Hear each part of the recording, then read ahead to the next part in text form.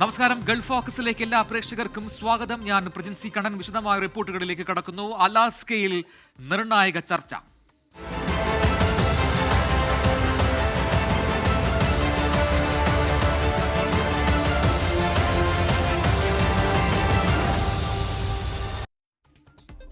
അമേരിക്കയിലെ അലാസ്കയിലെ Trump Putin കൂടിക്കാഴ്ചയിൽ പ്രതീക്ഷയോടെ ലോകം. ഇന്ത്യൻ സമയം അതായത് അല്പസമയത്തിന് ശേഷം 12:30 അലാസ്കയിലെ ആംഗ്രേജിലെ നിർണായക കൂടിക്കാഴ്ച തുടങ്ങുക. കൂടിക്കാഴ്ചയ്ക്കായി അമേരിക്കൻ പ്രസിഡന്റ് ഡൊണാൾഡ് ട്രംപ് അലാസ്കയിലെത്തിയിട്ടുണ്ട്. അലാസ്കയിലെ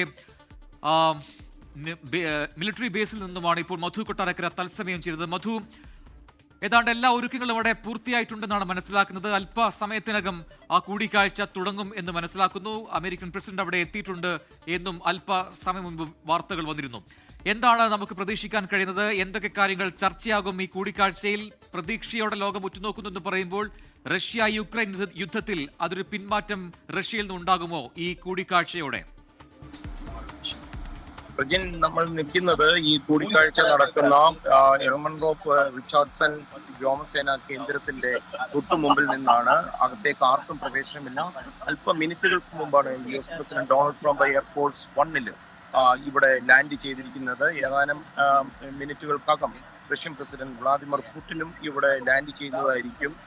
പുടിനെ വിമാനത്തിന് അകത്തു പോയി കാണുമോ ഇല്ലയോ എന്നുള്ള ഒരു ചർച്ചയും ഇവിടെ വളരെ സജീവമാണ്. എന്നാൽ അതിന് ഒരു സ്ഥിരീകരണം വന്നിട്ടില്ല. തുടർന്ന് ഇവര് രണ്ടുപേരും ഈ കൂടിക്കാഴ്ച നടക്കുന്ന മുറിയിലേക്കായിരിക്കും പോകുന്നത്.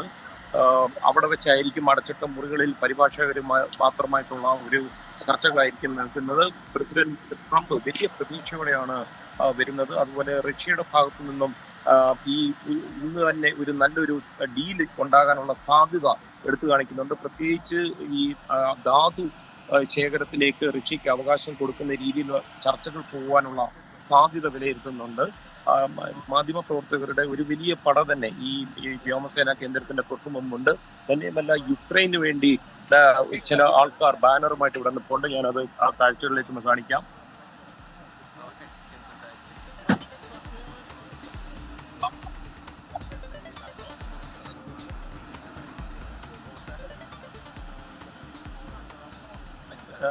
പ്രജിൻ, ട്രംപിനോടൊപ്പം പുടിനോടൊപ്പം അവരുടെ വിശ്വസ്തരായിട്ടുള്ള ഉദ്യോഗസ്ഥരുടെ ഒരു നിര തന്നെ എത്തിയിട്ടുണ്ട്. US vice president JD Vance എത്തിയിട്ടില്ല, പക്ഷേ ഡിഫൻസ് സെക്രട്ടറി പീറ്റ് ഹെഗ്സത്ത് എത്തിയിട്ടുണ്ട്. പക്ഷേ ഇവരെ ആരെയും ഈ ചർച്ചകളിൽ പങ്കെടുപ്പിക്കില്ല. പക്ഷേ റഷ്യൻ കേന്ദ്രങ്ങൾ പറയുന്നത് പുടിനും ട്രംപുമായിട്ടുള്ള ചർച്ച കഴിഞ്ഞാലും 6-8 മണിക്കൂറുകൾ തുടർ ചർച്ചകൾ ഈ ഉദ്യോഗസ്ഥർ തമ്മിൽ ഉണ്ടാകും. ഒരുപക്ഷെ ഇവരെടുത്തിരിക്കുന്ന തീരുമാനങ്ങളുടെ തുടർച്ചയായിട്ടുള്ള ഇതിന്റെ ഒരു ഫലവത്തായിട്ടുള്ള ഒരു സമ്പൂർണ്ണ സമാധാനത്തിനായിട്ടുള്ള ശ്രമങ്ങളുടെ ഭാഗമായിട്ടായിരിക്കും. വരും നിമിഷങ്ങൾ വളരെ നിർണായകമാണ്. രണ്ട് രാജ്യങ്ങൾക്ക്, യുക്രൈന് അതുപോലെ ലോക രാജ്യങ്ങൾക്കും. കാര്യം, ട്രംപ് ഉപയോഗിക്കാൻ പോകുന്ന കാർഡുകൾ പ്രധാനമായിട്ടും ഈ ചർച്ച ട്രംപ് ഉദ്ദേശിക്കുന്ന സ്ഥലത്ത് എത്തിയില്ലെങ്കിൽ റഷ്യൻ എണ്ണ വാങ്ങിക്കുന്ന രാജ്യങ്ങളുടെ മേൽ റഷ്യൻ എണ്ണ വാങ്ങിക്കുകയാണെങ്കിലുള്ള ശക്തമായ ഉപരോധം ഏർപ്പെടുത്തുമെന്നുള്ള ചില സൂചനകൾ ലഭിക്കുന്നുണ്ട്. അത് ചൈനയ്ക്കൊക്കെ വലിയ രീതിയിൽ അത് ബുദ്ധിമുട്ടുണ്ടാക്കുന്ന ഒരു തീരുമാനമാകാനുള്ള സാധ്യതയുമുണ്ട്. പ്രജി, മധു, ഇനി ചർച്ചയാകാൻ പോകുന്ന വിഷയങ്ങൾ സംബന്ധിച്ച് ഇപ്പോൾ മധു പറഞ്ഞതുപോലെ തന്നെ ഏറ്റവും നിർണായകമാകുന്നത് ഇപ്പോൾ മറ്റ് രാജ്യങ്ങൾക്കുമേൽ തീരുവ ചുമത്തുന്ന അമേരിക്കൻ പ്രസിഡന്റ് ഡൊണാൾഡ് ട്രംപ്. അത് അദ്ദേഹത്തിന്റെ ഒരു രീതിയായി തന്നെ മാറിയിട്ടുണ്ട്. പക്ഷേ ഏറ്റവും ഒടുവിൽ ഇന്ത്യ ഉൾപ്പെടെയുള്ള രാജ്യങ്ങൾക്ക് മേൽ ഈ ഇരട്ട ചുങ്കം ചുമത്തുന്നതിന് മുന്നോടിയായി പറഞ്ഞത് റഷ്യയുമായുള്ള ഈ ഓയിൽ ഡീൽ അത് അവസാനിപ്പിക്കുക, ഇല്ലെങ്കിൽ ഇനിയും ഉണ്ടാകും ഇത്തരത്തിലുള്ള സാങ്ഷനുകൾ എന്നാണ്. അതൊരു ഭീഷണിയായിട്ട് തന്നെ കണക്കാക്കാം. അതായത് ഇപ്പോൾ ഈ ചർച്ചയിൽ പോലും ഒരു തീരുമാനം ഉണ്ടാകുന്നില്ല എങ്കിൽ, പ്രത്യേകിച്ചും ഈ യുക്രൈൻ വിഷയത്തിൽ ഒരു തീരുമാനം ഉണ്ടാകുന്നില്ല എങ്കിൽ കൂടി വീണ്ടും ഇന്ത്യക്ക് മേൽ അധിക തീരുവ ഉണ്ടാകും എന്നൊക്കെ ട്രംപ് പറഞ്ഞല്ലോ. അപ്പോൾ അതുമായി ബന്ധപ്പെട്ട് ഏറ്റവും സുപ്രധാനമായ ഒരു ചർച്ചയാണ് നടക്കാൻ പോകുന്നത് എന്ന് തന്നെ തീർത്തും പറയാം. ആ രീതിയിൽ ഇന്ത്യ മാത്രമല്ല, ഇന്ത്യക്ക് പുറമെ മറ്റു രാജ്യങ്ങൾക്ക് മേലുമൊക്കെ അധിക തീരുവ ചുമത്താൻ ഒരുപക്ഷെ ഈ കൂടിക്കാഴ്ചയ്ക്ക് ശേഷം ട്രംപ് ശ്രമിച്ചേക്കാം. എന്നതുകൊണ്ട് തന്നെ ഇന്ന് ചർച്ചയാകുന്ന വിഷയങ്ങൾ, അതിൽ ഏറ്റവും പ്രധാനപ്പെട്ടത് യുക്രൈൻ വിഷയം. അതിൽ നിന്ന് പിന്മാറാൻ പുടിൻ തയ്യാറാകുമോ ഇല്ലയോ എന്നതാണ് ചോദ്യം. പ്രജിൻ, ഇന്ന് രാവിലെയോടുകൂടിയാണ് ഈ റഷ്യൻ എണ്ണ വീണ്ടും സജീവമായിട്ട് വന്നിരിക്കുന്നത്. കാര്യം, ഡൊണാൾഡ് ട്രംപ് ഉദ്ദേശിക്കുന്നിടത്ത് കാര്യം എത്തിയില്ലെന്നുണ്ടെങ്കിൽ റഷ്യക്ക് വരുന്ന സമ്പത്ത് അത് തടയുക എന്നുള്ളതാണ്. അതിന്റെ ഏറ്റവും വലിയ സാധ്യത എന്ന് പറയുന്നത് റഷ്യൻ എണ്ണയിൽ കൂടെ അവർ ഉണ്ടാക്കുന്ന പണമാണ്. അപ്പോൾ ആ ആധിപത്യം തകർക്കുവാനായിട്ടുള്ള ഡൊണാൾഡ് ട്രംപ് ഒരുപക്ഷെ ഏതറ്റം വരെയും പോകും. റഷ്യയെ ട്രംപ് ഉദ്ദേശിച്ച വഴിയിൽ കൊണ്ടുവരാനായിട്ട്. എന്നാൽ പുടിന്റെ മനസ്സിൽ എന്താണുള്ളതെന്ന് അറിയത്തില്ല. പുടിന് വലിയൊരു ലിസ്റ്റുമായിട്ടാണ് വരുന്നത്. പ്രത്യേകിച്ച് ന്യൂക്ലിയർ രംഗത്ത് അമേരിക്കയുമായിട്ടുള്ള കരാർ 2026 തീരുന്നതാണ്. അതുകൊണ്ട് തന്നെ 2022 ഈ കരാറിൽ നിന്ന് പിന്മാറുന്നതായിട്ട് റഷ്യ പറയുകയും ചെയ്തതാണ്. അപ്പൊ കൂടുതൽ ആണവായുധങ്ങൾ ഉൽപ്പാദിപ്പിക്കുന്നതിൽ നിന്ന് പിന്മാറാനായിട്ട് രണ്ട് രാജ്യങ്ങളും തമ്മിൽ ശ്രമിച്ച ആ കരാറ് ഏത് രീതിയിൽ ഇനി വേണമെന്നുള്ളത് പുടിൻ തന്റെ ആഗ്രഹം അല്ലെങ്കിൽ താൻ എന്താണ് മനസ്സിൽ കണ്ടതെന്ന് ട്രംപിനോട് പറയും. തന്നെയുമല്ല, അമേരിക്കയുടെ ഉപരോധങ്ങൾ എടുത്തു മാറ്റി റഷ്യയെ തിരിച്ച് ലോകക്രമത്തിലേക്ക് കൊണ്ടുവരാനുള്ള ഒരു ശ്രമവും പുടിൻ നടത്തും. യുക്രൈനെക്കാട്ടിലും കൂടുതൽ പുടിൻ ഇതിലായിരിക്കും ശ്രദ്ധ കേന്ദ്രീകരിക്കുക എന്നുള്ള ചില സൂചനകളും വരുന്നുണ്ട്. തീർച്ചയായിട്ടും റഷ്യൻ എണ്ണ ഇവിടെ ഒരു വില്ലനായിട്ട് മാറും. പ്രജൻ, ഇനിയിപ്പോൾ ഈ അലാസ്കയിലേക്ക് വന്നു കഴിഞ്ഞാൽ ഈ കൂടിക്കാഴ്ച നടക്കുന്ന അലാസ്കയ്ക്കുമുണ്ട് ഏറെ പ്രത്യേകതകൾ. ഒന്ന്, അമേരിക്കയിലെ ഈ ഭൂവിസ്തൃതി നോക്കുകയാണെങ്കിൽ ഏറ്റവും വലിയ സംസ്ഥാനമാണ് അലാസ്ക എന്നതൊന്ന്. മറ്റൊന്ന്, റഷ്യയുമായി ഏറ്റവും അടുത്ത് നിൽക്കുന്ന അല്ലെങ്കിൽ അതിർത്തി സംസ്ഥാനം എന്ന് വേണമെങ്കിൽ പറയാം അമേരിക്കയുടെ അലാസ്ക. അവിടെയാണ് ഈ ചർച്ച നടക്കുന്നത് എന്നുള്ളത് ശ്രദ്ധേയം. റഷ്യയിൽ നിന്നും അമേരിക്കയിലേക്ക് പുടിൻ എത്തിയെന്ന് ചോദിച്ചാൽ എത്തുകയും ചെയ്തു. എന്നാൽ റഷ്യയുടെ ഏറ്റവും അടുത്ത് നിൽക്കുന്ന ഒരു സ്ഥലം അവിടെയാണ് ഈ അലാസ്ക, അവിടെയാണ് ഈ ചർച്ച നടക്കുന്നത്. അങ്ങനെ ഒരുപാട് പ്രത്യേകതകളുണ്ട്. ഒരുപക്ഷെ അന്താരാഷ്ട്ര നീതിന്യായ കോടതിയുടെ അറസ്റ്റ് വാറന്റ് അടക്കമുള്ള റഷ്യൻ പ്രസിഡന്റ് അധികം ദൂരം പോവാതെ അമേരിക്കയിൽ തന്നെ ഈ ചർച്ചയ്ക്ക് വരുന്നു എന്നതൊക്കെയുള്ള ഒരുപാട് പ്രത്യേകതകൾ നിറഞ്ഞ കൂടിക്കാഴ്ച എന്നുകൂടിയില്ലേ ഇതിനെ? തീർച്ചയായിട്ടും പ്രജിൻ, ഈ അലാസ്കയിലെ ഇപ്പോൾ ഈ വ്യോമസേന കേന്ദ്രത്തിനും വലിയ പ്രത്യേകത ചരിത്രത്തിലുണ്ട്. റഷ്യയും അമേരിക്കയുമായിട്ടുള്ള ശീതകാല യുദ്ധം പറഞ്ഞ് അവസാനിപ്പിക്കുന്നതിന് മുമ്പ് സോവിയറ്റ് യൂണിയന്റെ കാലഘട്ടത്തിൽ വളരെ തന്ത്രപ്രധാനമായ ഒരു സൈനിക ബേസാണ്. ഏതാണ്ട് $32 ബില്യൺ ആയുധപ്പുര ഇവിടെയുണ്ട്. 85,000 ഏക്കറിൽ പടർന്നു കിടക്കുന്ന ഒരു വലിയ സൈനിക കേന്ദ്രമാണ്. തന്നെയുമല്ല, ഒരു കടലിടുക്കിന്റെ ഗ്യാപ്പ് മാത്രമാണ് റഷ്യയുമായിട്ടുള്ളത്. ഏതാണ്ട് ഒരു 35 മൈൽ സഞ്ചരിച്ചു കഴിഞ്ഞാൽ റഷ്യയിലേക്ക് എത്തും. ഈ ശീതകാല യുദ്ധം അവസാനിപ്പിക്കണമെന്ന് പറഞ്ഞ് ന്യൂയോർക്ക് ടൈംസ് ഉൾപ്പെടെയുള്ള പത്രങ്ങളിൽ ഫുൾ പേജ് പരസ്യം $1 ലക്ഷം കൊടുത്ത് 1987 സെപ്റ്റംബർ 2 ഡൊണാൾഡ് ട്രംപ് നൽകിയത് തന്നെ, റൊണാൾഡ് റീഗൻ നൽകിയത് തന്നെ ഒരു വലിയ വാർത്തയുമായിരുന്നു. യെസ്, അല്പസമയത്തിനകം US പ്രസിഡന്റ് ഡൊണാൾഡ് ട്രംപ് വിമാനത്തിൽ നിന്നും താഴേക്ക് ഇറങ്ങി വരും. ഈ മിലിറ്ററി ബേസിൽ, വ്യോമസേന ബേസിൽ വെച്ചാണ് ഈ കൂടിക്കാഴ്ച നടക്കാൻ പോകുന്നത്. അവിടത്തേക്ക് അദ്ദേഹം നടന്നു വരുമെന്നാണ് മനസ്സിലാക്കാൻ കഴിയുന്നത്. ആ സമയത്ത് വീണ്ടും ആ ദൃശ്യങ്ങളിലേക്ക് എത്താം. ഇപ്പോൾ മറ്റ് വാർത്തകളിലേക്ക് കിടക്കുന്നു. മധു കൊട്ടാരക്കരയാണ് അലാസ്കയിൽ നിന്നും തത്സമയ വിവരങ്ങളുമായി ചേർന്നത്. KCL പ്രദർശന മത്സരത്തിൽ സഞ്ജു സാംസന്റെ സെക്രട്ടറി 11 ആവേശ ജയം. സച്ചിൻ ബേബിയുടെ പ്രസിഡന്റ് 11 ഒരു വിക്കറ്റിനാണ് തോൽപ്പിച്ചത്. KCL കേരള ക്രിക്കറ്റിന്റെ വളർച്ചയ്ക്ക് വലിയ ഗുണം ചെയ്യുമെന്ന് സഞ്ജു സാംസൺ മത്സരശേഷം പറഞ്ഞു.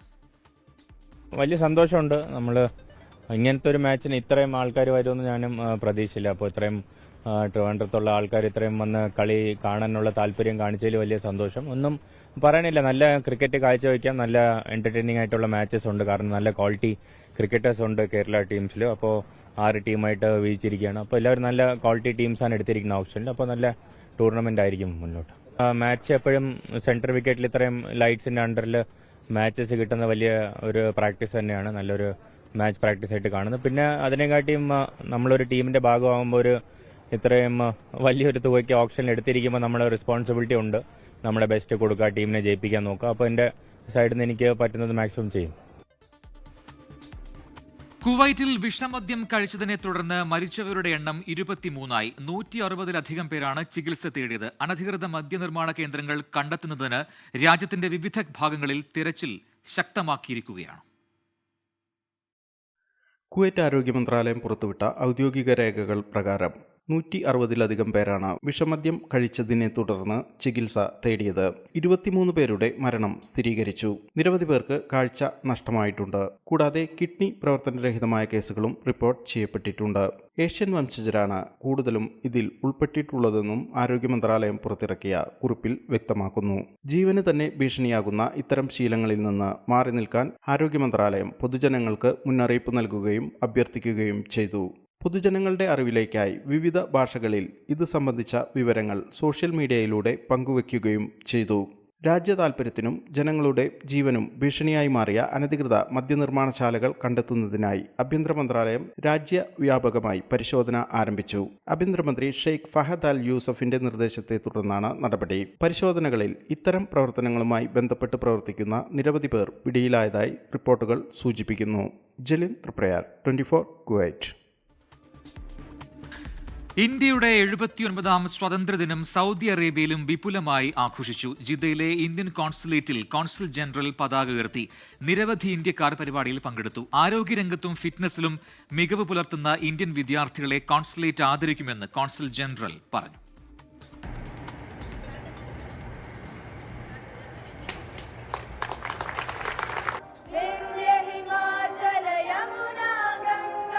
ജിദ്ദയിലെ ഇന്ത്യൻ കോൺസുലേറ്റിൽ നടന്ന സ്വാതന്ത്ര്യദിനാഘോഷ ചടങ്ങിൽ കോൺസുൽ ജനറൽ ഫഹദ് അഹമ്മദ് ഖാൻ സൂരി പതാക ഉയർത്തുകയും രാഷ്ട്രപതിയുടെ സന്ദേശം വായിക്കുകയും ചെയ്തു. ഇന്റർനാഷണൽ ഇന്ത്യൻ സ്കൂൾ വിദ്യാർത്ഥികൾ ദേശീയ ദേശഭക്തി ഗാനങ്ങൾ ആലപിച്ചു. നൂറുകണക്കിന് ആളുകൾ ചടങ്ങിൽ പങ്കെടുത്തു. അച്ചടക്കവും ആരോഗ്യവുമുള്ള പുതുതലമുറയെ വളർത്തിയെടുക്കുക എന്ന ലക്ഷ്യത്തോടെ ജിദ്ദ മേഖലയിൽ ആരോഗ്യരംഗത്തും ഫിറ്റ്നസിലും മികവ് പുലർത്തുന്ന ഇന്ത്യൻ വിദ്യാർത്ഥികളെ കോൺസുലേറ്റ് ആദരിക്കുമെന്ന് കോൺസുൽ ജനറൽ പറഞ്ഞു. വിവിധ സംസ്ഥാനങ്ങളിൽ നിന്നുള്ള കലാകാരന്മാരെ പങ്കെടുപ്പിച്ചുകൊണ്ട് ഒരു വർഷം നീണ്ടു നിൽക്കുന്ന കലാസാംസ്കാരിക പരിപാടികൾ കോൺസുലേറ്റിന്റെ ആഭിമുഖ്യത്തിൽ സംഘടിപ്പിക്കുമെന്നും ഫഹദ് അഹമ്മദ് ഖാൻ സൂരി പറഞ്ഞു. Students who emerge as young health champions, that means those who will be top achievers in health and fitness and who will act as role models for their peers, will be recognized and felicitated by the consulate. The modalities of this program will of course be worked out in close coordination with our Indian medical professionals community and also the concerned schools. സമീപകാലത്തെ ഹജ്ജ് സേവനങ്ങളിൽ ഏറ്റവും മികച്ച സേവനമാണ് ഈ വർഷം Indian ഹജ്ജ് mission ചെയ്തത്. ഹജ്ജ് വേളയിലെ സ്വാഭാവിക മരണനിരക്ക് ഈ വർഷം 3-1 കുറഞ്ഞതായും കോൺസുൽ ജനറൽ പറഞ്ഞു. പരിപാടിയോടനുബന്ധിച്ച് സംഘടിപ്പിച്ച ഹർ ഘർ തിരംഗ എക്സിബിഷനും ശ്രദ്ധേയമായി. ജലീൽ കടമകലം, 24 ജിദ്ദ. ഒമാനിലെ പ്രവാസി സമൂഹം വൈവിധ്യമാർന്ന പരിപാടികളുടെ ഇന്ത്യയുടെ 79ാം സ്വാതന്ത്ര്യദിനം ആഘോഷിച്ചു. ആഘോഷത്തിന്റെ ഭാഗമായി മസ്കറ്റിലെ ഇന്ത്യൻ എംബസിയിലാണ് പ്രധാന പരിപാടികൾ നടന്നത്. ഒമാനിലെ എല്ലാ ഇന്ത്യൻ സ്കൂളുകളിലെയും വിപുലമായ സ്വാതന്ത്ര്യദിനാഘോഷ പരിപാടികൾ നടന്നു. മസ്കറ്റിലെ ഇന്ത്യൻ എംബസിയിൽ അംബാസഡർ GV ശ്രീനിവാസ് ദേശീയ പതാക ഉയർത്തി.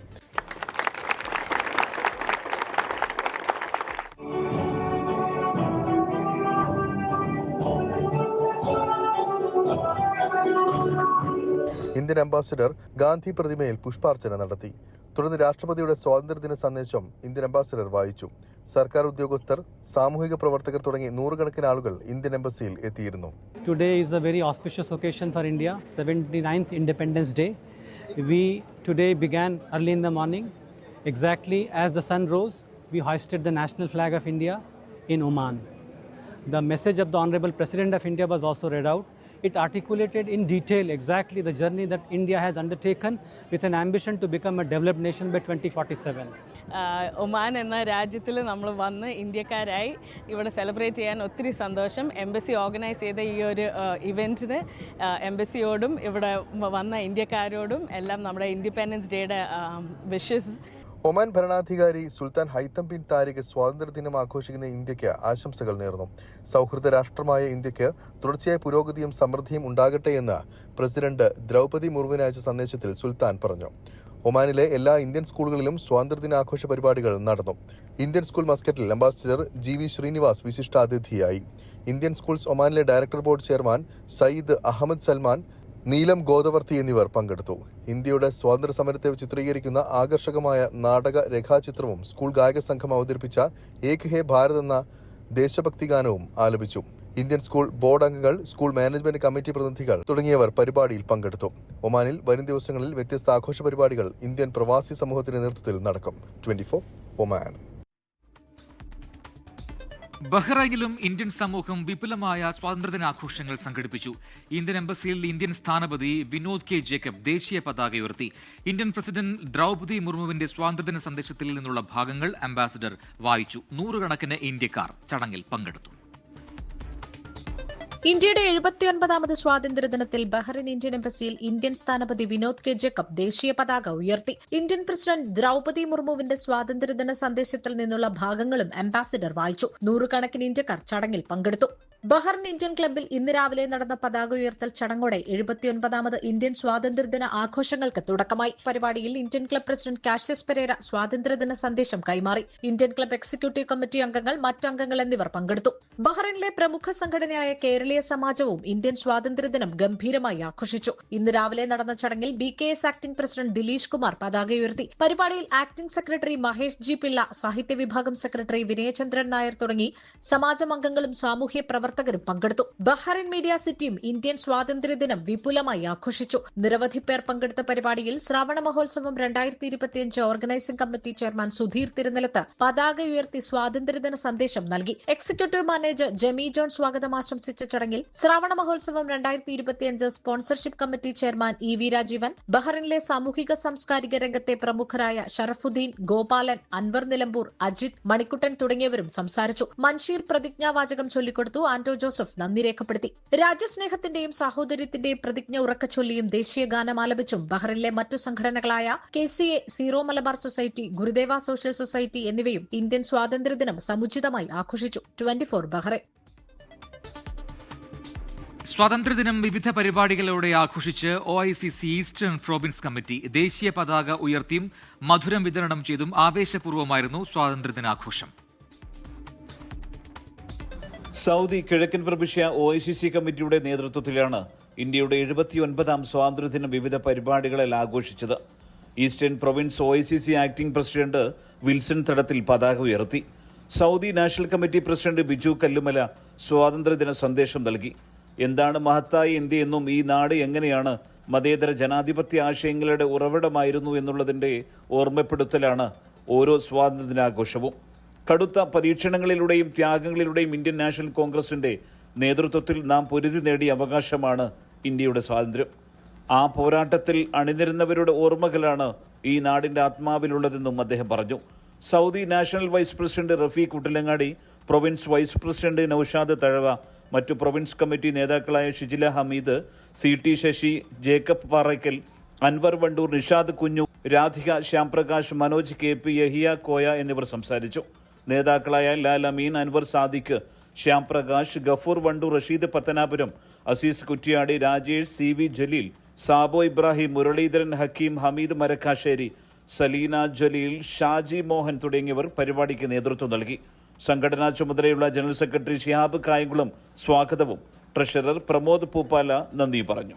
സുബൈറുദ്ദീനൂർ, 24 ദമാം. ഇന്ത്യയുടെ സ്വാതന്ത്ര്യദിനം മനസ്സ് നിറഞ്ഞാഘോഷിച്ച് ഗൾഫ് നാടുകളിലെ പ്രവാസികളും. UAE-യിൽ ഇന്ത്യൻ നയതന്ത്ര കാര്യാലയങ്ങളിൽ വർണ്ണാഭമായ പരിപാടികൾ നടന്നു.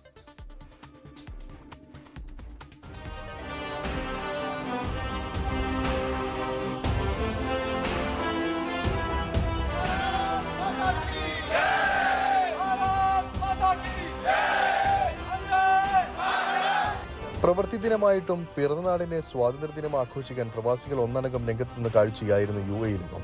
അബുദാബി ഇന്ത്യൻ എംബസിയിൽ അംബാസഡർ സഞ്ജയ് സുധീർ ദേശീയ പതാക ഉയർത്തി. തുടർന്ന് ഇന്ത്യൻ രാഷ്ട്രപതിയുടെ പ്രസംഗം വായിച്ചു.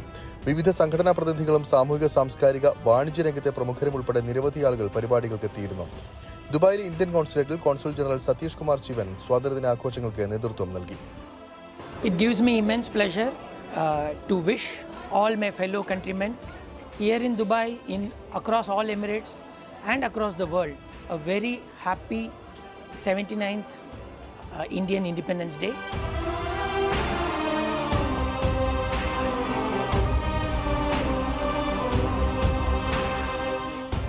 UAE-യിലെ വിവിധ സംഘടനകളുടെ നേതൃത്വത്തിൽ വിപുലമായ സ്വാതന്ത്ര്യദിനാഘോഷ പരിപാടികളാണ് നടന്നത്.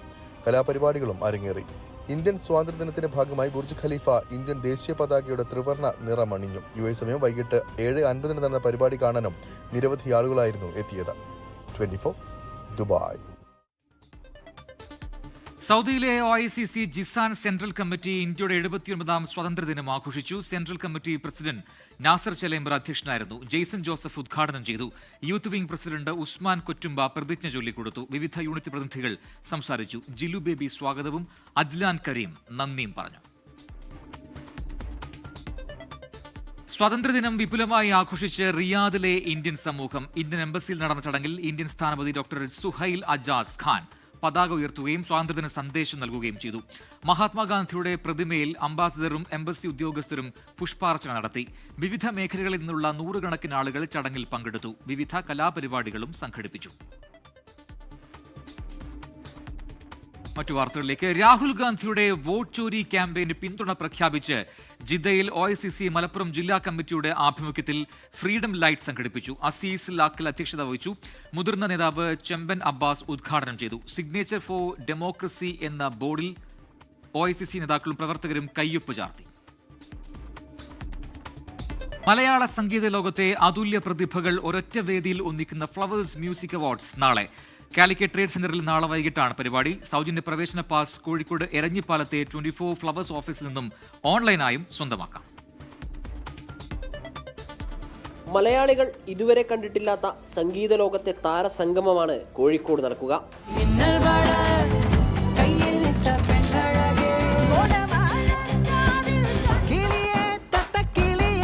വിവിധ കാറ്റഗറികളിൽ മലയാളത്തിലെ ഏറ്റവും മികച്ച സംഗീത പുരസ്കാരങ്ങൾ ഏറ്റുവാങ്ങാൻ താരങ്ങളെത്തും. പ്രശസ്ത പിന്നണി ഗായകരായ സിദ് ശ്രീറാം, മധു ബാലകൃഷ്ണൻ, ഹരിശങ്കർ, സിത്താര കൃഷ്ണകുമാർ, വൈക്കം വിജയലക്ഷ്മി, സൂരജ് സന്തോഷ്, ശിവാംഗി കൃഷ്ണകുമാർ, സംഗീത സംവിധായകൻ M Jayachandran, Jake Bijoy, Kaithapram Damodaran Namboothiri, Deepu Ninan Thomas, Vinayak Sasikumar തുടങ്ങിയവർ സംഗീത നിശയ്ക്ക് മാറ്റുകൂട്ടും.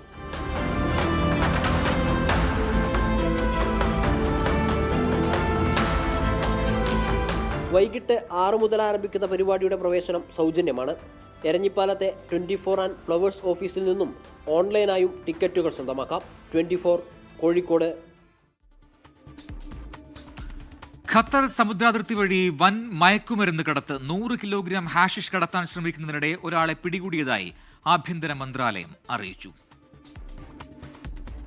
രാജ്യത്തേക്ക് മയക്കുമരുന്നുൾപ്പെടെയുള്ള അനധികൃത വസ്തുക്കൾ കടത്തുന്നത് തടയാൻ ആഭ്യന്തര മന്ത്രാലയം വിവിധ സുരക്ഷാ വിഭാഗങ്ങളുമായി ചേർന്ന് ശക്തമായ പരിശോധനകൾ നടത്തിവരുന്നതിനിടെയാണ് കടൽ വഴി കടത്താൻ ശ്രമിച്ച വൻതോതിലുള്ള മയക്കുമരുന്ന് പ്രതിരോധ വിഭാഗം പിടികൂടിയത്. 100 കിലോ ഹഷീഷ് കടത്താൻ ശ്രമിക്കുന്നതിനിടെയാണ് ഒരാളെ general directorate of drug controls വിഭാഗം അറസ്റ്റ് ചെയ്തത്. അതേസമയം ഇയാളുടെ പൗരത്വവുമായി ബന്ധപ്പെട്ട വിശദാംശങ്ങളോ മറ്റു വിവരങ്ങളോ അധികൃതർ വെളിപ്പെടുത്തിയിട്ടില്ല. കഴിഞ്ഞ ദിവസമാണ് വിശ്വാസയോഗ്യമായ സന്ദേശത്തിന്റെ അടിസ്ഥാനത്തിൽ ആഭ്യന്തര മന്ത്രാലയം സമുദ്രപാതയിൽ സംയുക്ത പരിശോധന നടത്തിയത്.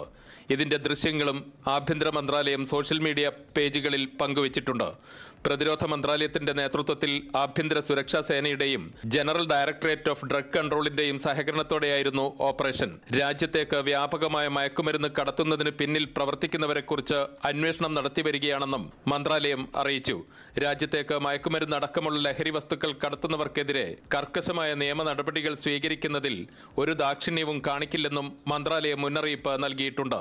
മയക്കുമരുന്നിന് പുറമെ രാജ്യത്തേക്ക് ആയുധങ്ങൾ കടത്താനുള്ള ശ്രമങ്ങൾ കണ്ടെത്താനും ആഭ്യന്തര മന്ത്രാലയം വലിയ രീതിയിൽ പരിശോധനകൾ ശക്തമാക്കിയിട്ടുണ്ട്. കഴിഞ്ഞയാഴ്ച 2 വ്യത്യസ്ത സംഭവങ്ങളിലായി രാജ്യത്തേക്ക് കടത്താൻ ശ്രമിച്ച ലൈസൻസ് ഇല്ലാത്ത തോക്കുകളും വെടിയുണ്ടകളും പിടികൂടിയിരുന്നു.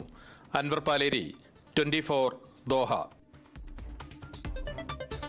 ഒന്നുകൂടി അമേരിക്കയിലെ അലാസ്കയിലേക്ക് പോകുന്നു. ട്രംപ് പുടിൻ കൂടിക്കാഴ്ച അല്പസമയത്തിനകം ആരംഭിക്കുമെന്നാണ് മനസ്സിലാക്കാൻ കഴിയുന്നത്. ഇപ്പോൾ റഷ്യൻ പ്രസിഡന്റ് വ്ളാഡിമിർ പുടിൻ കൂടി ഇപ്പോൾ അലാസ്കയിലെ വ്യോമസേന താവളത്തിൽ എത്തിയിട്ടുണ്ടെന്നാണ് മനസ്സിലാക്കാൻ കഴിയുന്നത്. മധു കൊട്ടാരക്കര ഏറ്റവും പുതിയ വിവരങ്ങളുമായി ചേരുന്നു. മധു, ഇരു നേതാക്കളും അവിടെ അലാസ്കയിലെ ഈ വ്യോമസേന ബേസിൽ എത്തിയിട്ടുണ്ട് എന്നാണോ മനസ്സിലാക്കേണ്ടത്? എപ്പോഴാണ് ഈ കൂടിക്കാഴ്ച തുടങ്ങുക? അതീവ രഹസ്യ സ്വഭാവത്തിലാണ് ഈ ചർച്ചകൾ നടക്കാൻ പോകുന്നത് എന്നും മനസ്സിലാക്കുന്നു. വിവരങ്ങൾ എന്താണ്? വിജയൻ, അല്പനിമിഷങ്ങൾക്ക് മുമ്പാണ് വ്ളാദിമിർ പുടിനും ഈ വ്യോമസേനാ കേന്ദ്രത്തിലേക്ക് എത്തിച്ചേർന്നത്.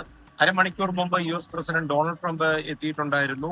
പുടിനെ പോയി സ്വീകരിക്കുമോ ഇല്ലയോ എന്നുള്ളത് നമുക്ക് വരും നിമിഷങ്ങളിൽ അറിയാൻ സാധിക്കും.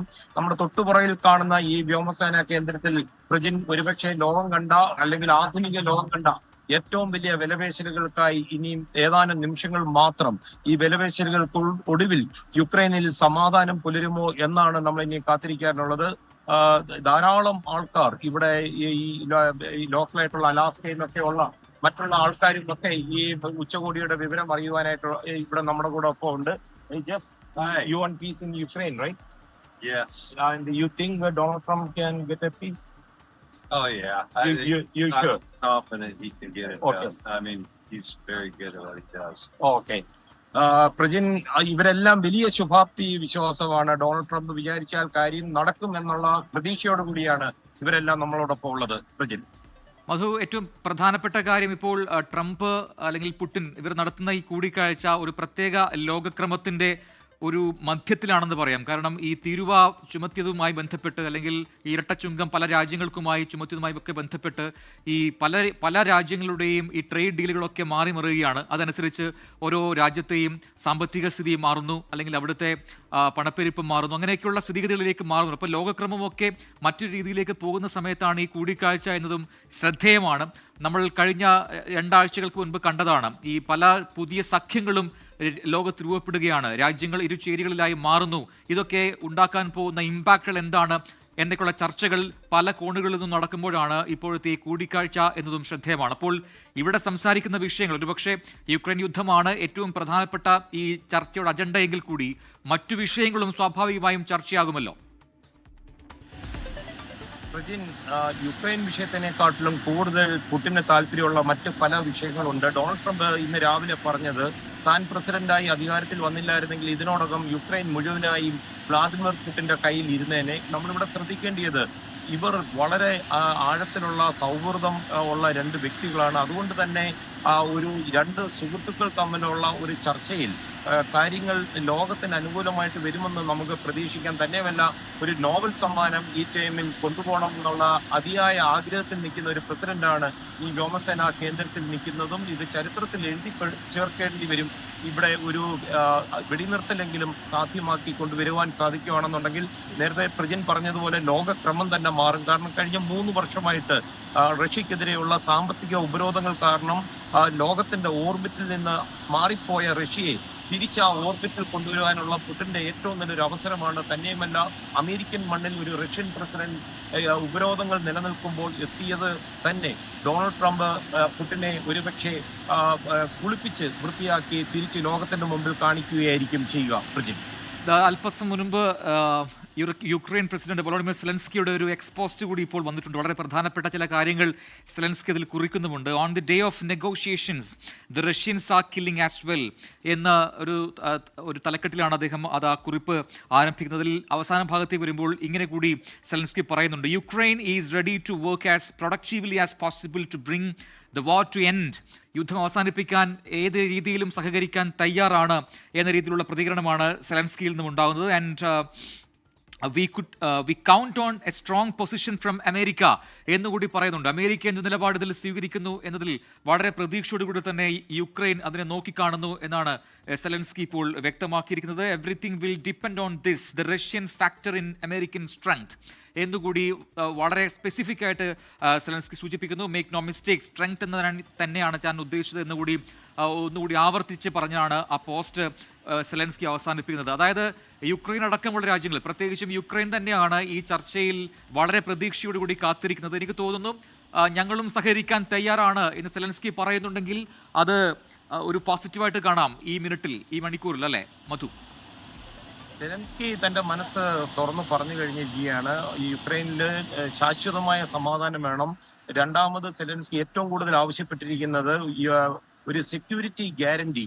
അതിന്റെ പേരിലാണ് അമേരിക്കയുമായിട്ട് ഈ മിനറൽ ഇതിനകത്ത് ഒരു കരാറിൽ $500 മില്യൺ ഒപ്പുവെച്ചത്. കാര്യം ഡൊണാൾഡ് ട്രംപ് കൃത്യമായിട്ട് പറഞ്ഞിരുന്നു, അങ്ങനെ ഒരു ഓപ്പൺ ചെക്കായിട്ട് ആയുധങ്ങൾ നൽകാൻ പറ്റത്തില്ല, എന്തെങ്കിലും ഗ്യാരണ്ടി വേണമെന്നുള്ളത്. പുടിന്റെ കണ്ണും ഈ റയർ എർത്ത് മിനറൽസിൽ തന്നെയാണ് പ്രജിൻ. അതുകൊണ്ട് തന്നെ ഈ ചർച്ചയിലെ ഒരു പ്രധാന ഘടകമായിട്ട് വരാൻ പോകുന്നത് ഈ അപൂർവ ധാതു നിക്ഷേപമാണ്. യുക്രൈനിൽ വലിയ തോതിലുണ്ട്. എന്നാൽ യുക്രൈനൊട്ട് അത് പുറത്തു കൊണ്ടുവരാനുള്ള ഉപകരണങ്ങളോ മറ്റോ ഒന്നുമില്ല.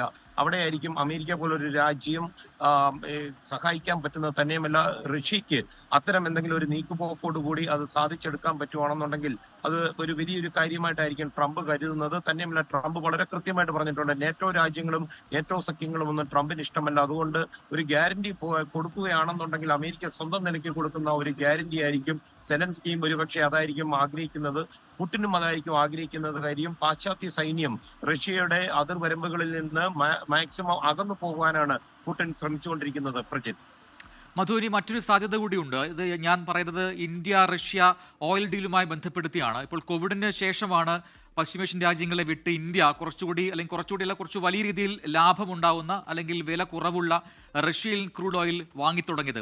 അത് പിന്നെ തുടർന്ന് പോവുകയും ചെയ്യുന്നുണ്ട്. സ്വാഭാവികമായിട്ടും എനിക്ക് തോന്നിയതാണ് ഒരു 60% മുകളിൽ ക്രൂഡ് ഓയിൽ ഇന്ത്യ ഇറക്കുമതി ചെയ്യുന്നത് റഷ്യയിൽ നിന്നുമാണ് നിലവിൽ. അത് ലാഭവും ഒക്കെ നോക്കിയിട്ടാണ്. അപ്പോൾ ഈ അമേരിക്കൻ ചുങ്കം ചുമത്തലുമായി ബന്ധപ്പെട്ട് പ്രസിഡന്റ് ഡൊണാൾഡ് ട്രംപ് നടത്തിയ കാര്യം, അതിലൊരു മാറ്റം ഉണ്ടാകണം.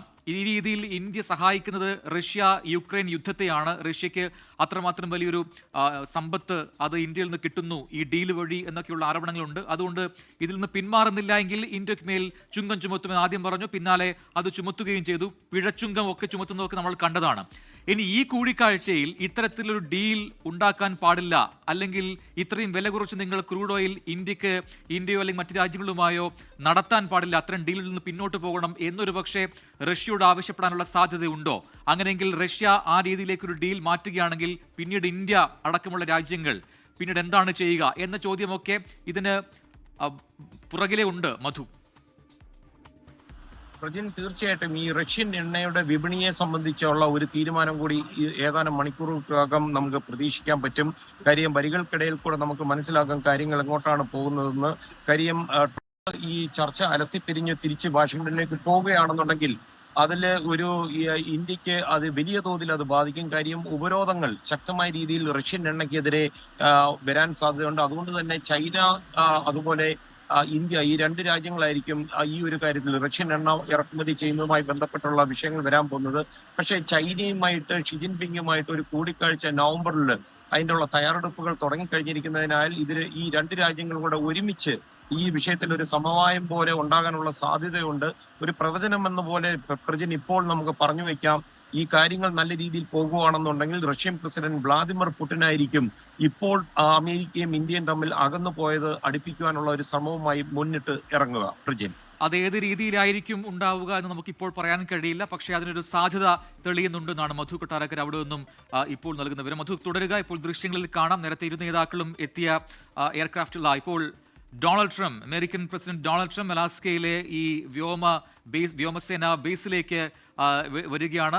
അദ്ദേഹത്തിന്റെ ഫ്ലൈറ്റിൽ നിന്നും അദ്ദേഹം ഇറങ്ങി താഴേക്ക് വരികയാണ്. അവിടെ സ്വീകരിക്കാനായി ആരൊക്കെയാണ് എത്തുന്നത് നമുക്ക് നോക്കാം, കാത്തിരുന്ന് കാണാം. അതിന് പിന്നാലെ റഷ്യൻ പ്രസിഡന്റ് വ്ളാഡിമിർ പുടിൻ കൂടി വിമാനത്തിൽ നിന്നും ഇറങ്ങി താഴേക്ക് വരും. പിന്നീട് ഇരുവരും തമ്മിലുള്ള കൂടിക്കാഴ്ച നടക്കുന്ന ഈ വ്യോമസേന ബേസിനകത്തേക്ക് പോവുകയും ചെയ്യും. അതീവ രഹസ്യ സ്വഭാവത്തിലാണ് ഈ കൂടിക്കാഴ്ച നടത്താൻ പോകുന്നത് എന്നാണ് മനസ്സിലാക്കാൻ കഴിയുന്നത്. ഇരു നേതാക്കൾക്കും പുറമെ ഉണ്ടാവുക അവരുടെ ഭാഷ അല്ലെങ്കിൽ പരിഭാഷകർ മാത്രം. റഷ്യൻ പ്രസിഡന്റ് വ്ളാഡിമിർ പുടിൻ കൂടി ഇപ്പോൾ വിമാനത്തിൽ നിന്നും താഴേക്ക് ഇറങ്ങുന്നു. അങ്ങനെ ഇരു നേതാക്കളും ഈ കൂടിക്കാഴ്ചയ്ക്ക്, നിർണായക കൂടിക്കാഴ്ചയ്ക്ക് തയ്യാറെടുത്ത് താഴേക്ക് എത്തുകയാണ്. വളരെ പ്രധാനപ്പെട്ട സുപ്രധാനമായ ഒരു മൊമെന്റായി ഇതിനെ കാണാം. ലോകം കാത്തിരുന്ന ഒരു കൂടിക്കാഴ്ചയായി ഇത് മാറുകയുമാണ്. ഏറെ വർഷങ്ങൾക്ക് ശേഷമാണ് ഇത്തരത്തിൽ ഈ രണ്ട് ലോകശക്തികളുടെ നേതാക്കൾ ഈ രീതിയിൽ ഒരു കൂടിക്കാഴ്ചയ്ക്ക് ശ്രമിക്കുന്നത്, അല്ലെങ്കിൽ കൂടിക്കാഴ്ച നടത്താൻ പോകുന്നത് എന്നതും ശ്രദ്ധേയമാണ്. അതുകൊണ്ട് തന്നെ ഈ ദിനം അത് ലോക ചരിത്രത്തിൽ ശ്രദ്ധേയമായി മാറാൻ പോവുകയാണ്. ഇരു നേതാക്കളും ഒരുമിച്ച് നടന്നെടുക്കുന്നു ഈ അലാസ്കയിലെ US വ്യോമസേന ബേസിനകത്തേക്ക്. അവിടെയാണ് ഈ വളരെ രഹസ്യാത്മകമായ ഈ ചർച്ച നടക്കാൻ പോകുന്നത്. പരിഭാഷകർ മാത്രമായിരിക്കും ഇരു നേതാക്കൾക്കും പുറമെ അവിടെ ഉണ്ടാവുക. ഇവർക്കൊപ്പം മറ്റ് അമേരിക്കയുടെയും റഷ്യയുടെയും മുതിർന്ന ഉദ്യോഗസ്ഥരും ഒക്കെ ഉണ്ടെങ്കിലും അവർ ഈ ചർച്ചയിൽ പങ്കെടുക്കുന്നില്ല എന്നതും ശ്രദ്ധേയമാണ്. നിലപാടുകൾ നേർക്കുനേർ പറയുക, അതിൽ ഒരു നെഗോഷിയേഷൻ ഉണ്ടാക്കുക, ഇതൊക്കെയാണ് ഇരു നേതാക്കളും ഉദ്ദേശിക്കുന്നത്. വളരെ പ്രധാനപ്പെട്ട സുപ്രധാനമായ ഒരു മൊമെന്റായി നമുക്കിതിനെ കാണാം. ഒരു പക്ഷേ ലോകരാജ്യങ്ങളെല്ലാം ഈ കൂടിക്കാഴ്ചയെ നോക്കിക്കാണുന്നുണ്ട് എന്നത് ശ്രദ്ധേയമാണ്. ഈ രാജ്യങ്ങൾക്കിടയിൽ ഉണ്ടാകാൻ പോകുന്ന പുതിയ തീരുമാനങ്ങൾ അത് മറ്റ് രാജ്യങ്ങളെയും ബാധിക്കും എന്നതുകൊണ്ട് തന്നെ എല്ലാ രാജ്യങ്ങളും അത് ഈ വളരെ പ്രതീക്ഷയോടു കൂടി തന്നെ ഈ കൂടിക്കാഴ്ചയെ നോക്കിക്കാണുകയാണ്. കാരണം അമേരിക്കയുമായും റഷ്യയുമായും പല വിധത്തിലുള്ള വ്യാപാര ഡീലുകൾ ഉണ്ടാക്കിയിട്ടുള്ള ലോകരാജ്യങ്ങളുണ്ട്. അവയൊക്കെ തന്നെ ഇപ്പോൾ ഈ കൂടിക്കാഴ്ചയെ വളരെ പ്രതീക്ഷാപൂർവ്വം കാത്തിരിക്കുകയാണ്. പ്രത്യേകിച്ചും ട്രംപ് ചുമത്തിയ ചുങ്കം, അതുമായി ബന്ധപ്പെട്ട ഇമ്പാക്റ്റുകൾ ഓരോ രാജ്യത്തും ഉണ്ടാകുന്ന മണിക്കൂറുകളിലാണ്, ദിവസങ്ങളിലാണ് ഈ കൂടിക്കാഴ്ച നടക്കുക.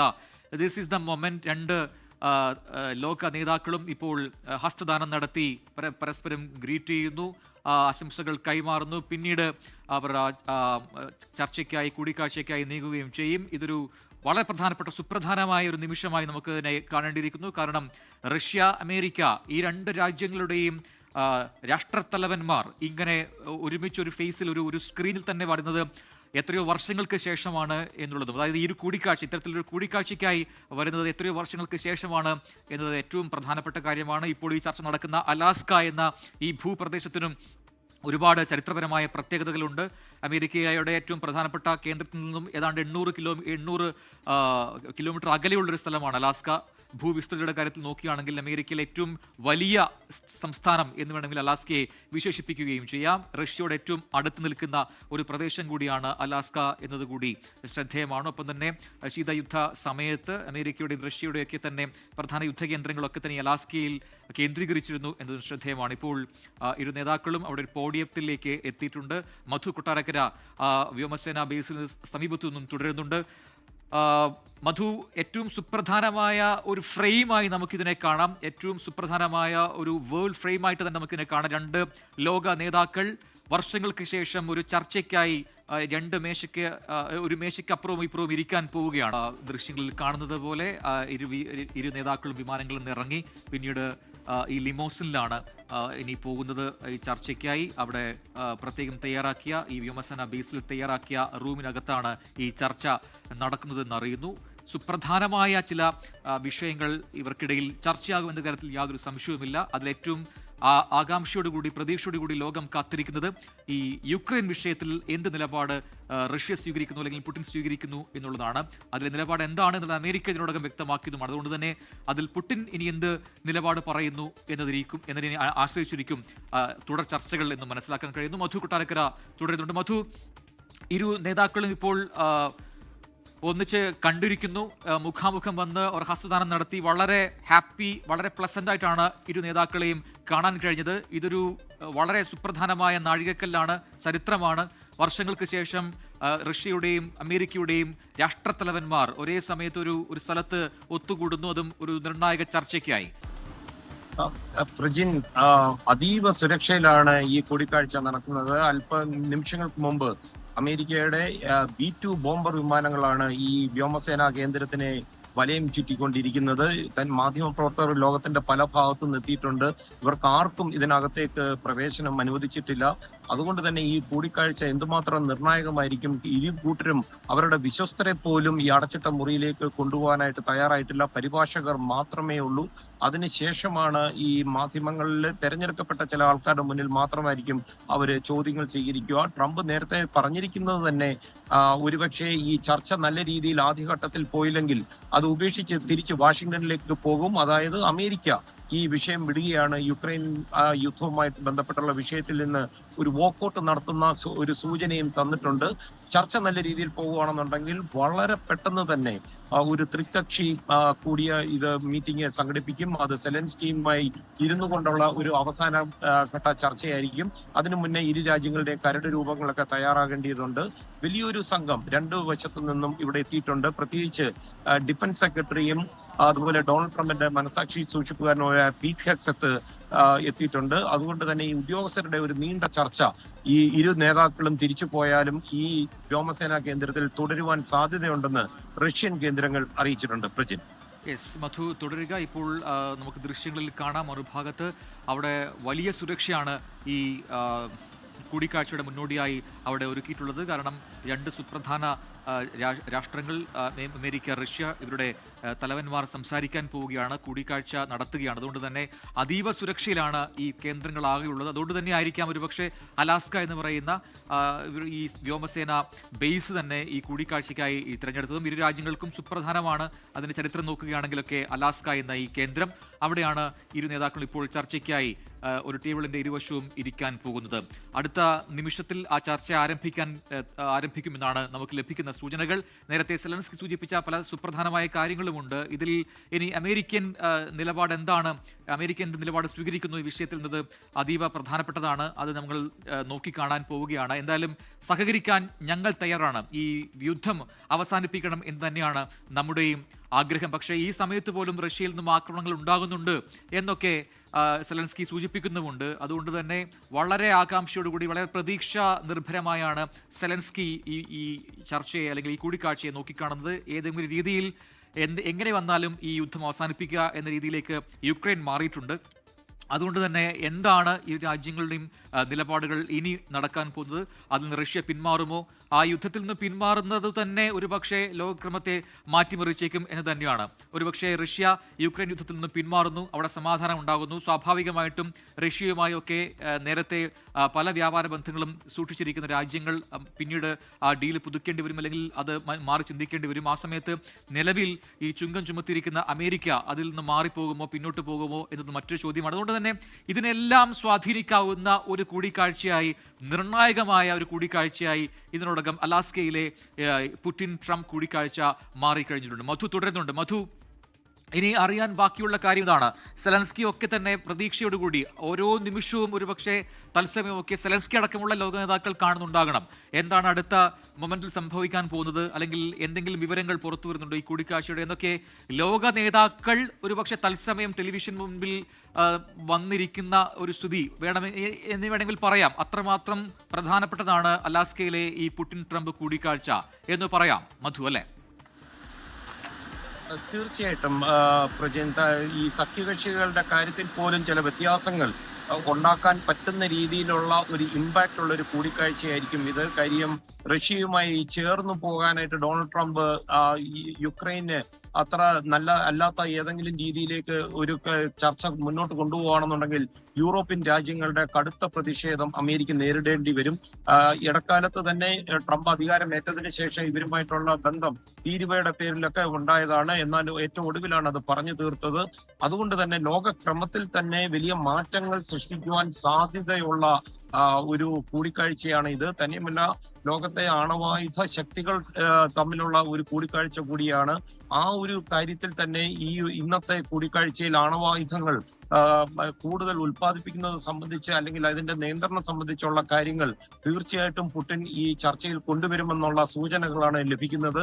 സെലൻസ്കിയോട് എന്തൊക്കെയായിരിക്കും ചർച്ച ചെയ്യാൻ പോകുന്നത്, അല്ലെങ്കിൽ സെലൻസ്കിക്ക് എന്തൊക്കെ വിട്ടുകൊടുക്കാൻ പറ്റുമെന്നുള്ളതിനെ പറ്റി ട്രംപിന് ഒരു ധാരണ ഉണ്ടായി കാണും എന്ന് പ്രതീക്ഷിക്കുന്നു. കാര്യം ഫ്രഞ്ച് പ്രസിഡന്റ് മാക്രോണുമായിട്ടുമൊക്കെയുള്ള ഒരു സംയുക്ത ചർച്ച കഴിഞ്ഞ ദിവസങ്ങളിൽ നടന്നപ്പോൾ ഇത്തരത്തിലുള്ള ഒരു സൂചനകൾ നൽകിയിരുന്നു.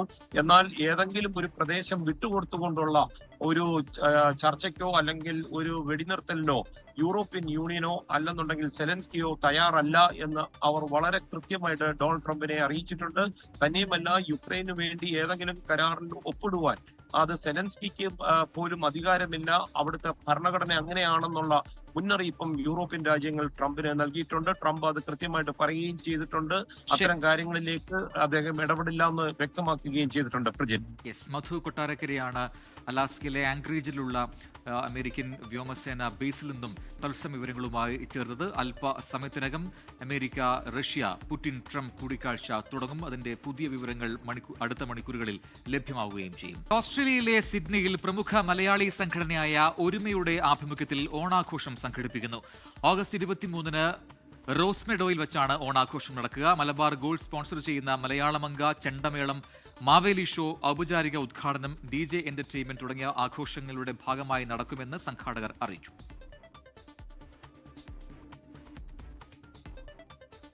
യുഎയിലെ ഏറ്റവും വലിയ മൾട്ടി സ്പോർട്സ് ഇവന്റായ ഡിസൈൻ ജുവൽസിന്റെ 3ാം പതിപ്പ് ഒക്ടോബർ 11-ന് നടക്കും. ദുബായിലെ ഡാന്യൂബ് സ്പോർട്സ് വേൾഡിലാണ് പരിപാടി നടക്കുക. രാവിലെ 9 മുതൽ വൈകിട്ട് 6 മണി വരെയാണ് പരിപാടി. ദുബായ് സ്പോർട്സ് കൗൺസിലിന്റെ പിന്തുണയോടെ കാസ മിലാനോയുടെ നേതൃത്വത്തിലാണ് ഡിസൈൻ ഡ്യുവൽസ് സംഘടിപ്പിക്കുന്നത്. കഴിഞ്ഞ 2 പതിപ്പുകളുടെയും വിജയത്തെ തുടർന്നാണ് കൂടുതൽ ആവേശകരമായ രീതിയിൽ 3ാം പതിപ്പിലേക്ക് പ്രവേശിച്ചിരിക്കുന്നതെന്ന് കാസ മിലാനോയുടെയും ഡാന്യൂബ് ഹോസ്പിറ്റാലിറ്റിയുടെയും ഡയറക്ടർ അസർ സാജൻ പറഞ്ഞു. This is Design Duel Season 3. This is our 3rd season, what we're doing for this design and build community, where we gather all the designers, architects, consultants, developers, contractors to come and participate in a one-day event in multiple different sports such as cricket, football, paddle, badminton, table tennis, volleyball, carom, and we've introduced 2 new sports this time, carom and pickleball as well. We last year had a 2-day event which had 120 teams and 2,000 people, and the first season had 78 teams on one day. And this time we're going back to the one-day format to keep the quality to the best of its ability. And the best part is it's a free event.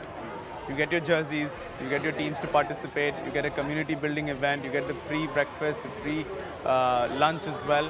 The entire facility is completely of use to that specific event. പരിപാടിയുടെ ആദ്യ പതിപ്പിൽ 78 കമ്പനികളും 1200 ആളുകളും, രണ്ടാം പതിപ്പിൽ 120 കമ്പനികളും 2200 ആളുകളുമാണ് പങ്കെടുത്തത്. ഇത്തവണ 80 മുതൽ 100 വരെ കമ്പനികൾ മത്സരത്തിൽ പങ്കെടുക്കുമെന്നാണ് പ്രതീക്ഷ എന്ന് അധികൃതർ അറിയിച്ചു.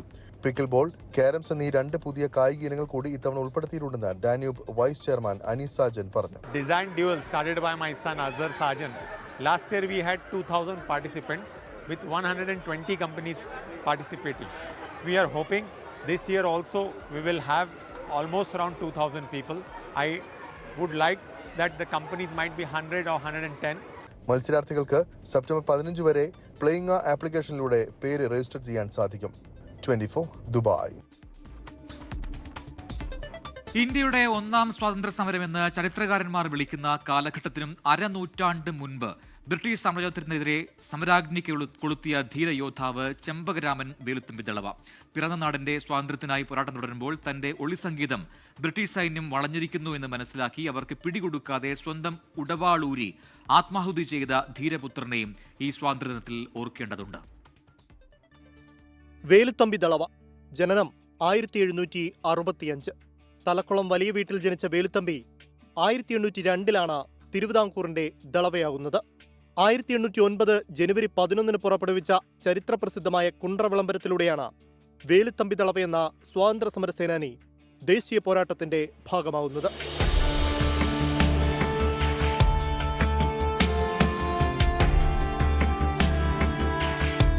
1805 അധികാരം റെസിഡന്റിന് ലഭിക്കുന്ന തരത്തിൽ തിരുവിതാംകൂറിലെ രാജാവുമായി ബ്രിട്ടീഷുകാർ ഒരു ഉടമ്പടി ഒപ്പുവെച്ചു. ഇതിന്റെ ഫലമായി തിരുവിതാംകൂറിന്റെ ഭരണകാര്യങ്ങളിൽ മെക്കാളെ പ്രഭു അനാവശ്യമായി ഇടപെടാൻ ആരംഭിച്ചു. പിന്നാലെ വേലുത്തമ്പിയുടെ ഉത്തരവുകൾ മെക്കാളെ റദ്ദാക്കി.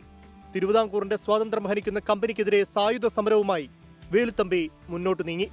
മെക്കാളയുമായി ശത്രുത വെച്ചു പുലർത്തിയിരുന്ന കൊച്ചിയിലെ പ്രധാനമന്ത്രി പാലിയത്തച്ഛനുമായി രഹസ്യധാരണയിലെത്തി. മൗറീഷ്യസിലെ ഫ്രഞ്ചുകാരുമായും കോഴിക്കോട്ടെ സാമൂതിരിയുമായും ബന്ധം സ്ഥാപിച്ചു. 1808 പോരാളികളുടെ ഒരു വലിയ സൈന്യം മെക്കാളയുടെ കൊച്ചിയിലെ വസതി ആക്രമിച്ചു. മെക്കാളെ കപ്പലേറി നാട് കടന്നു. വേലുത്തമ്പി കൊല്ലം കുണ്ട്രയിലേക്ക് മടങ്ങി. രാജ്യത്തെ ഇല്ലാതാക്കാനെത്തിയ ബ്രിട്ടീഷുകാർക്കെതിരെയുള്ള പോരാട്ടത്തിൽ അണിചേരാൻ ജനങ്ങളോട് ആഹ്വാനം ചെയ്തുകൊണ്ട് വേലുത്തമ്പി 1809 ജനുവരി 11 നടത്തിയ വിളംബരമാണ് പ്രശസ്തമായ കുണ്ട്ര വിളംബരം. ഇതിനിടെ ബ്രിട്ടീഷ് സൈന്യം കൊച്ചി ആക്രമിച്ചു. ഇതോടെ പാലിയത്തച്ഛൻ ബ്രിട്ടീഷുകാരുമായി സന്ധിയുണ്ടാക്കി സമരത്തിൽ നിന്ന് പിന്മാറി. ബ്രിട്ടീഷുകാരുടെ ഭീഷണിക്ക് വഴങ്ങിയ രാജാവ് വേലുത്തമ്പിയെ സ്ഥാനഭ്രഷ്ടനാക്കി ഉമ്മിണിത്തമ്പിയെ പുതിയ ദളവയായി നിയമിക്കുകയും ചെയ്തു. വേലുത്തമ്പിയെ പിടികൂടാൻ ഉമ്മിണിത്തമ്പി ഉത്തരവിട്ടു. എല്ലാവരാലും വഞ്ചിക്കപ്പെട്ട വേലുത്തമ്പി ബ്രിട്ടീഷുകാർക്കെതിരെ ശക്തമായ പോരാട്ടം തുടരാൻ ഒരു അഭയകേന്ദ്രം തേടിയാണ് മണ്ണടിയിലെത്തിയത്. വേലുത്തമ്പിയുടെ നീക്കങ്ങൾ രഹസ്യമായി നിരീക്ഷിച്ചിരുന്ന ചാരന്മാർ വേലുത്തമ്പിയുടെ അഭയസ്ഥാനം ഒറ്റിക്കൊടുത്തു. തിരുവിതാംകൂർ ബ്രിട്ടീഷ് സേനകൾ സംയുക്തമായി മണ്ണടിയിൽ വേലുത്തമ്പി കഴിഞ്ഞിരുന്ന വീട് വളഞ്ഞു. ഇത് മനസ്സിലാക്കിയ ആ ധീരയോദ്ധാവ് കഠാര നെഞ്ചിൽ കുത്തിയിറക്കി ആത്മാഹുതി ചെയ്തു. രാജ്യസ്നേഹത്തിന്റെ ജ്വലിക്കുന്ന ഓർമ്മകളും പേറി യുവതലമുറയ്ക്ക് ആവേശമായി കേരളക്കരയുടെ മണ്ണിൽ തലയുയർത്തി നിൽക്കുകയാണ് ചെമ്പകരാമൻ വേലുത്തമ്പി ദളവ. ക്യാമറാമാൻമാരായ അരുണ സാറിനും രാജ്കിരനുമൊപ്പം അരുൺ രാജ്, 24. ഗ്രാമങ്ങളെ ശക്തിപ്പെടുത്തുക ഗാന്ധിയൻ ആശയങ്ങളുടെ ആധാരശിലകളിൽ ഒന്നാണ്. ഇന്നും ആ ആശയത്തെ ശക്തമായി പിന്തുടരുന്ന ഒരിടമുണ്ട് മഹാരാഷ്ട്രയിലെ റായ്ഗഡ് ജില്ലയിൽ.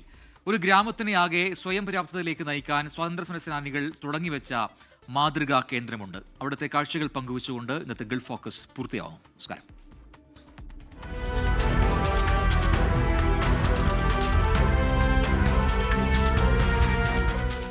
സ്വാതന്ത്ര്യ സമരകാലത്തിന് വേണ്ടി മാത്രമായിരുന്നില്ല ഗാന്ധിയൻ ആശയങ്ങൾ എന്ന് ഓർമ്മിപ്പിക്കുന്ന ഒരിടത്തേക്കാണ് നമ്മൾ എത്തിയിട്ടുള്ളത്. റായ്ഗഡ് ജില്ലയിലെ താരാഗാവിലുള്ള യൂസഫ് മെഹ്റലി സെൻറ്ററിലേക്ക്. സ്വാതന്ത്ര്യ സമര സേനാനിയായിരുന്ന യൂസഫ് മെഹ്റലിയുടെ ഓർമ്മകൾക്ക് വേണ്ടി 1966 ഈ സെൻറ്റർ ഇവിടെ തുടങ്ങുന്നത്.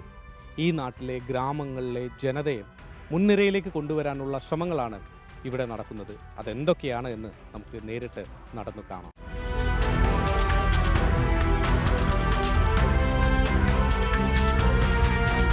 മൺപാത്ര നിർമ്മാണം, സോപ്പ് നിർമ്മാണം, ഓയിൽ, എണ്ണകളുടെ നിർമ്മാണം, മരപ്പണികൾ, അങ്ങനെ ഇവിടുത്തെ ജനങ്ങൾക്ക് ചെയ്യാൻ കഴിയുന്ന തരത്തിലുള്ള തൊഴിൽ അത് പഠിപ്പിക്കുന്നതും ഒപ്പം തന്നെ ആ തൊഴിൽ കൊണ്ട് അവർക്ക് ജീവിക്കാൻ കഴിയുന്ന ഒരു സാഹചര്യം ഉണ്ടാക്കുകയുമാണ് ഈ സെൻറ്റർ പ്രാഥമികമായി ചെയ്യുന്നത്.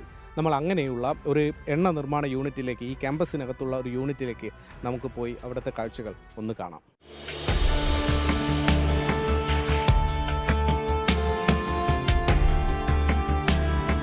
ഇവിടെ പാക്കിംഗ് നടന്നുകൊണ്ടിരിക്കുകയാണ്. വെളിച്ചെണ്ണയാണ് ഇപ്പോൾ പാക്ക് ചെയ്തുകൊണ്ടിരിക്കുന്നത്. താര സുപ്രീം എന്ന പേരിലുള്ള ഒരു ബ്രാൻഡിലാണ് ഇവർ വെളിച്ചെണ്ണ വിൽപ്പനയ്ക്ക് എത്തിക്കുന്നത്. ഇവിടെ തന്നെയാണ് ഇതിൻ്റെ പ്രധാനമായും വിൽപ്പന നടക്കുന്നതും. ഇപ്പോൾ ഇവിടെ നിലക്കടലയാണ്, ഈ നിലക്കടലിൽ നിന്ന് എണ്ണ ഉൽപ്പാദിപ്പിച്ചു കൊണ്ടിരിക്കുകയാണ്. ഈ നാട്ടിലെ സ്ത്രീകൾ തന്നെയാണ് ഈ ജോലികളൊക്കെ ചെയ്യുന്നതും. കിतना यूनिट से इसका? हमारे ऑयल घानी के 6 यूनिट हैं और ये 6 यूनिट 25 सालों से ये चल रहा है यहाँ पे। ये उद्देश्य ये है कि जो गांव के लोग हैं वो शहरों पे डिपेंड ना हो जाएं।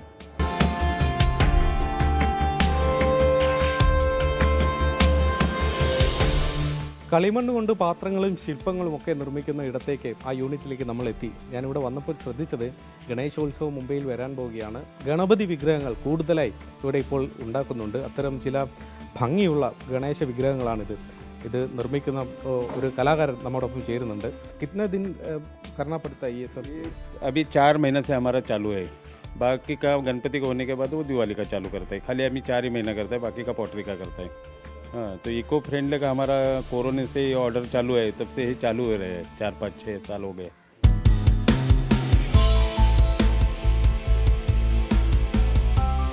മരപ്പണി യൂണിറ്റിലേക്കാണ് നമ്മൾ എത്തിയിട്ടുള്ളത്. ഇവിടെ പുതിയ ഫർണിച്ചറുകളേക്കാൾ കൂടുതലായി നഗരങ്ങളിൽ ഉപേക്ഷിക്കുന്ന പഴയ ഫർണിച്ചറുകൾ ഇവിടെ എത്തിച്ച് അത് മോടി പിടിപ്പിക്കുകയോ അല്ലെങ്കിൽ പുതിയ രീതിയിൽ അതിനെ മാറ്റിയെടുക്കുകയോ ഒക്കെയാണ് ചെയ്യുന്നത്. അതിന് ഒരു പുനരുപയോഗ സാധ്യത കണ്ടെത്തുകയാണ്.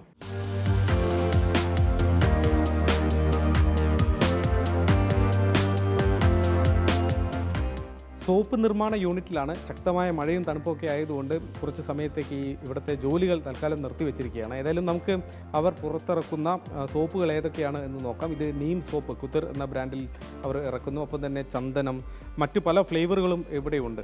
ഇത് ഇവിടുത്തെ ഒരു പ്രധാനി നമ്മോടൊപ്പം ചേരുന്നുണ്ട്. ये बनाते हैं लेकिन इसका बेस नहीं मिलता है. ये बेस जो है ये हम खुद यहाँ पे बनाते हैं. नीम ऑयल परचेस करते हैं मार्केट से. फिर एक बॉयलर है, वो बॉयलर में उसको इसका बेस बनाते हैं. बेस बनाने के बाद फिर से ये नीम के ऊपर प्रोसेस किया जाता है.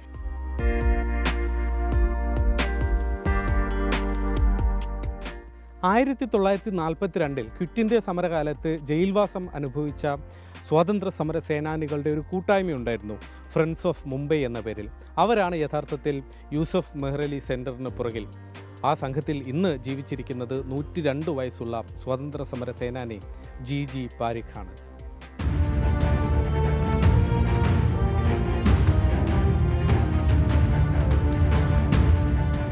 मैं उस ज़माने में पैदा हुआ जब चारों तरफ आज़ादी की लड़ाई का वातावरण था.